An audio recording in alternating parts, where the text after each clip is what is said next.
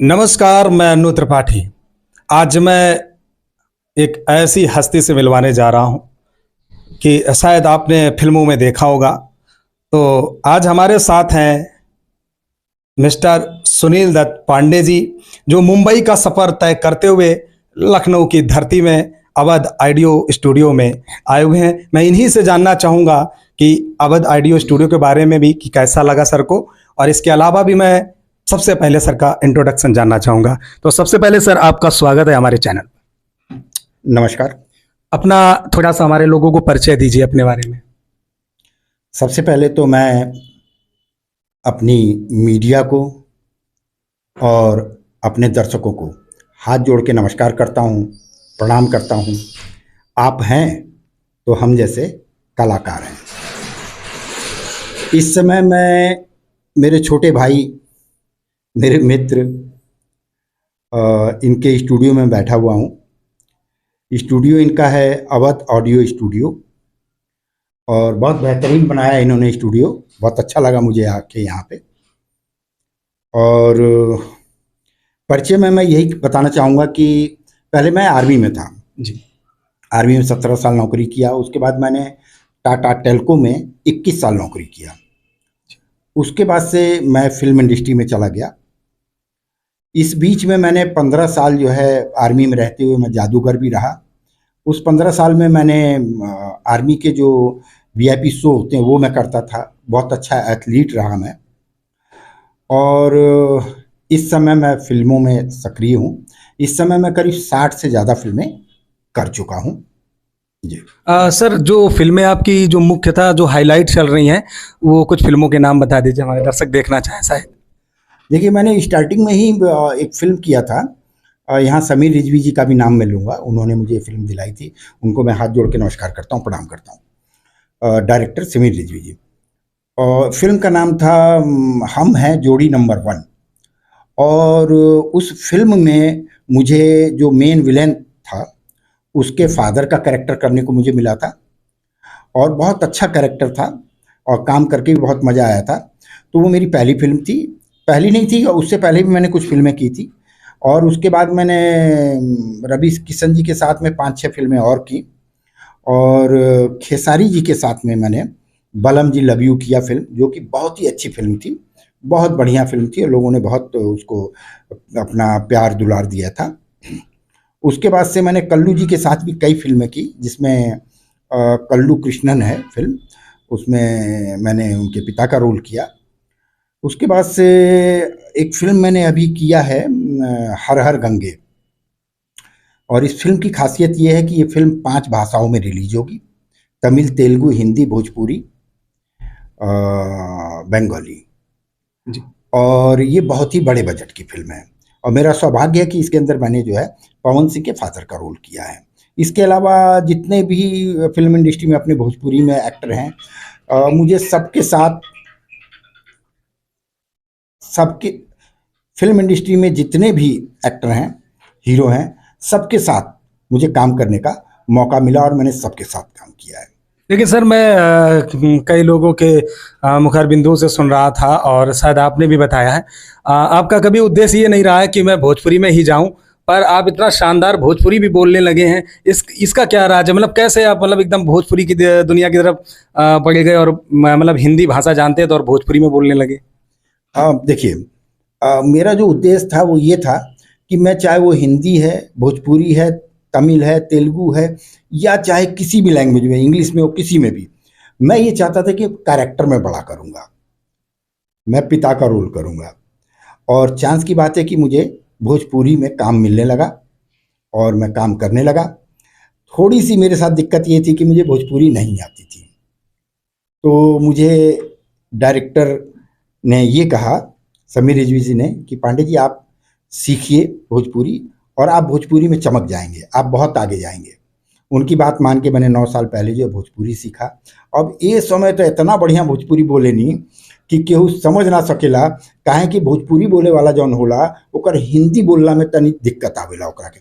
लेकिन मेरी हिंदी भी इतनी अच्छी है और मैं इतनी अच्छी हिंदी, शुद्ध हिंदी बोलता हूँ, तो इसीलिए लोग सोचते हैं पता नहीं ये भोजपुरी बोल पाएंगे कि नहीं। और अक्सर डायरेक्टर जब पूछते हैं मुझसे कि आप भोजपुरी जानते हैं, अगर उन्होंने मुझे नहीं देखा है तो मैं उनसे कहता हूँ कि ना सर, हम भोजपुरी इतना बढ़िया बोले नहीं, जितना बढ़िया हिंदी बोलता नहीं उतने बढ़िया हम भोजपुरी बोले नहीं, हमका बोले में कौनो दिक्कत नहीं किए। लेकिन सर ये बताइए, जब आप फिल्म इंडस्ट्री में आपने एंट्री की थी, उसके पहले का आप थोड़ा सा बैकग्राउंड बताइए। जैसे बहुत सारे लोग हैं, मेहनत करते हैं, कोई कहता है मुंबई जाना पड़ेगा और ये करना वो करना, बहुत सारी बातें और लोग अपने आपस में करते रहते हैं। तो आपका कैसा संघर्ष रहा, कैसे पहुंचे, तो थोड़ा सा हमारे लोगों को बताइए। बहुत सारे ऐसे लोग हैं जो स्ट्रगल कर रहे हैं, मेहनत कर रहे हैं, पर सही प्लेटफॉर्म नहीं मिल पाता है। देखिए, मैं जब 3 साल का था तब से मैं ये बोलता था मुझे हीरो बनना है, हीरो बनना है। लेकिन चांस की बात है, मैं आर्मी में चला गया, उसके बाद टाटा में चला गया, 38-39 साल नौकरी किया। मैं नई यूथ, नई जनरेशन को एक मैसेज देना चाहता हूँ, ये कहना चाहता हूँ, कभी भी अपने टारगेट को, अपने लक्ष्य को कभी भी आप छोड़िए मत, भूलिए मत।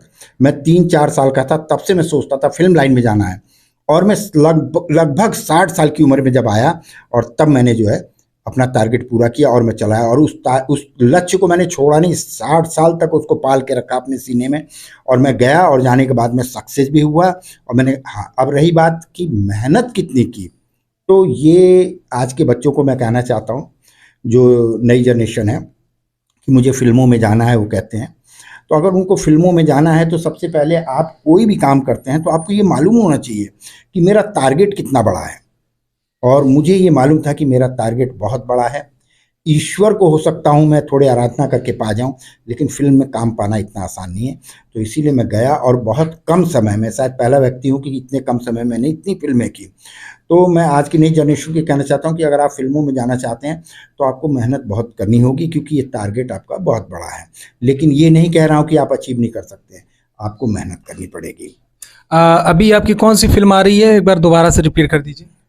मेरी फिल्म तो अभी जस्ट पिछले महीने में रिलीज हुई थी, प्रीत का साया। ये और हिंदी है, भोजपुरी? नहीं, भोजपुरी है। मैं भोजपुरी फिल्में करता हूँ। स्टार्टिंग में मैंने 5-6 फिल्में हिंदी की थी, उसके बाद से मैं सब भोजपुरी फिल्में करता हूँ। और अभी मेरी फिल्में जो आने वाली हैं उसमें है, पवन जी के साथ में है हर हर गंगे फिल्म आने वाली है। उसके बाद से मेरी फिल्म है हीरोगिरी है, आने वाली है। मेरे साजन तेरे लिए आने वाली है।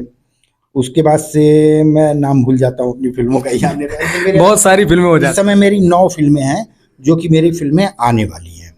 9 फिल्में हैं जो अभी मेरी आने वाली है, जिसका किसी का डबिंग हो गया है, किसी का पोस्ट प्रोडक्शन में, कहीं किसी का कुछ काम चल रहा है। तो अभी इतनी फिल्में, और अभी इस समय मेरे पास 3 फिल्में हैं जो अगस्त से शुरू होंगी शूट होना, और इस साल के लास्ट तक में वो तीनों फिल्में शूट होंगी। सर, जैसे आपका बैकग्राउंड रहा है फिल्मी अंदाज में रहना और फिल्मों में काम करना, तो जैसे आपके जो बेटे भी हैं, उनके अंदर भी कुछ इंटरेस्ट दिख रहा है क्या? देखिए, ये तो गॉड गिफ्टेड होता है। गॉड गिफ्टेड का मतलब गॉड ने ये हमारे अंदर डाल के भेजा। अब वो कोई ज़रूर नहीं कि मेरा बेटा है उसके अंदर भी वो चीज़ डाल के भेजा हो उसने। हो सकता है वो इंजीनियर बनना चाहता था, हो सकता है वो डॉक्टर बनना चाहता है। तो हर आदमी, तो मेरे जो पूरी फैमिली है मेरी, उसमें जो फिल्म के लिए जो मतलब सबसे ज़्यादा चाहते थे कि फिल्म में काम करे, तो वो मैं ही था कि मैं फिल्म में काम करूं।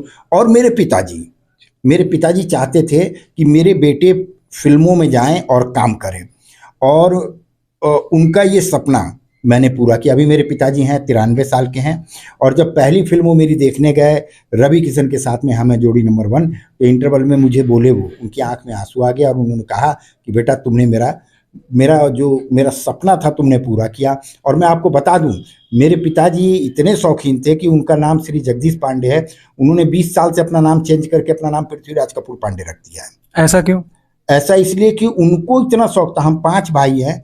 वैसे मैं कुछ बताने जा रहा हूँ, मुझे नहीं बोलना है चाहिए ये, क्योंकि शायद किसी एक चैनल के लिए मैं अनुबंधित हूँ कि नहीं बोलना, लेकिन फिर भी उस चैनल से मैं माफ़ी मांग लूँगा। और मैं आपको बता देता हूँ, मेरे पिताजी ने अपना नाम पृथ्वीराज कपूर पांडे रख लिया। हम 5 भाई हैं, सुनील दत्त पांडे, दिलीप कुमार पांडे, शम्मी कपूर पांडे, राज कपूर पांडे, दिलीप कुमार पांडे।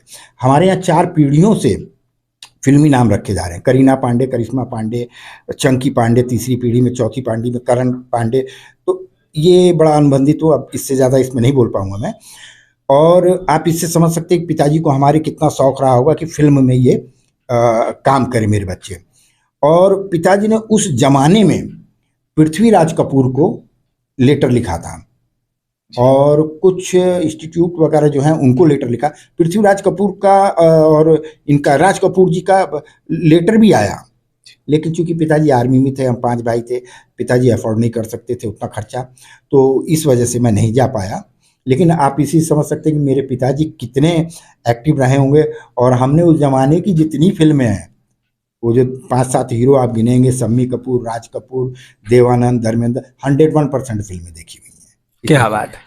अभी देखिए हमारे साथ सर ने अभी जो बहुत सारी चीज़ें ऐसी बताई हैं, खासकर जो नए कलाकार हमेशा ये सोचते हैं कि बस डायरेक्टली मुंबई पहुंच गए और फिल्मों में काम मिल जाए। इतना आसान नहीं होता है। सर का बैकग्राउंड तो मैंने आपको बता ही दिया है कि 3 साल की उम्र से ही सर ने प्रयास करना स्टार्ट किया था कि मुझे फिल्म लाइन में जाना है, लेकिन जब तक समय नहीं आता तब तक कुछ नहीं हो सकता है। सर 60 साल की उम्र में बाहर निकले और एक नए मुकाम को हासिल किया। उस नए मुकाम को हासिल करते हुए मुंबई की धरती से लखनऊ पर चलकर आए और हमारे अवध ऑडियो स्टूडियो में बैठकर आप लोगों को वो मोटिवेशनल बातें बताई हैं जो शायद आपको भी कहीं ना कहीं अंदर से उत्तेजित कर सकती हैं। एक एक्टिंग का कीड़ा आपके अंदर भी काट सकता है। तो आज का ये वीडियो कैसा लगा और सर के साथ हमारा और सर का इंटरव्यू कैसा लगा, ये कमेंट करके जरूर बताइएगा और अपना प्यार आशीर्वाद जरूर दीजिएगा। सर लास्ट समय कुछ कहना चाहेंगे ऑडियंस? बिल्कुल कहना चाहूँगा मैं ऑडियंस को कि ऑडियंस है तो हम हैं जी। और मैं एक जो नई जनरेशन है अपनी, जो लोग फिल्म लाइन में जाना चाहते हैं, उनको मैं ज़रूर ये बात कहना चाहूँगा कि जैसे जनरली मैंने देखा है कि लोग ये बोलते हैं कि सर हमें कोई मदद करने वाला नहीं मिल रहा है, सर कोई उंगली पकड़ने वाला नहीं मिल रहा है, सर वहाँ जाऊँगा तो मैं रहूँगा कहाँ, सर मैं वहाँ जाऊँगा तो किससे मिलूँगा, सर कोई जानने वाला तो होना चाहिए। वो व्यक्ति कैसे भैया सफल हो सकता है? जीवन में ध्यान रखिए कि आप कोई भी काम करने जा रहे हैं तो ये सब चीज़ें किनारे करिए और काम करना शुरू कीजिए। उसके बाद जो दिक्कतें आएंगी, आप उन दिक्कतों को फिर देखिए और उनको किनारे करिए और आगे बढ़िए। लेकिन पहले ही अगर आप ये सोचते हैं कि नहीं मैं कैसे जाऊंगा, कैसे करूँ, तो कैसे सफल होंगे आप?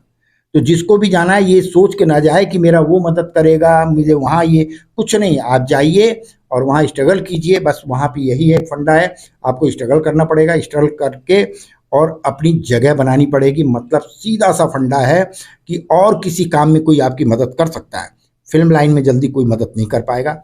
वहाँ एक ही फंडा है कि कुआं खोदिए और पानी पीजिए।